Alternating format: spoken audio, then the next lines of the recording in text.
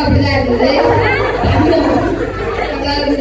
Okay, pros அப்படின்னு பார்த்துட்டோம்னா நிறைய வில்லேஜஸ்ல இருந்துலாம் நிறைய பேர் வராங்க. அவங்களுக்கு நிறைய வேலை வாய்ப்புகள்லாம் இங்க நமக்கு நிறைய கிடைக்குது. அர்பனைசேஷன்ன்றதுனால லைக் வில்லேஜ்ல இருக்கவங்களுடைய திறமைகள் கூட இங்க வந்து நிறைய வெளிப்படுது. லைக் நிறைய பேர் எடுத்துக்கலாம். ஹாக்கி டீம்ஸ்ல எல்லாம் நிறைய பேர் வந்து வில்லேஜஸ்ல இருந்து தான் வந்திருக்காங்க. கபடி டீம்ஸ்ல எல்லாம் வில்லேஜஸ்ல இருந்து தான் வந்திருக்காங்க. அதுக்கப்புறம்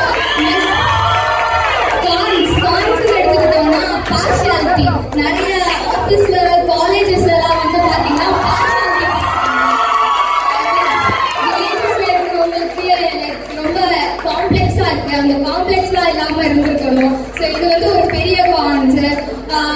வேற என்ன கான்ஸ் பாத்தீங்கன்னா லைக் ட்ரெஸ்ஸிங். இங்க வந்து நம்ம வந்து லைக் ஜீன்ஸ் டிஷர்ட்ஸ் அந்த மாதிரிலாம் போடுறோம். அவங்களோட ட்ரெஸ்ஸிங்ஸ் வேற மாதிரி இருக்கும். இதனால நம்ம ட்ரெடிஷன்ஸும் நிறைய மாறுது அவங்க கிட்ட இருந்து.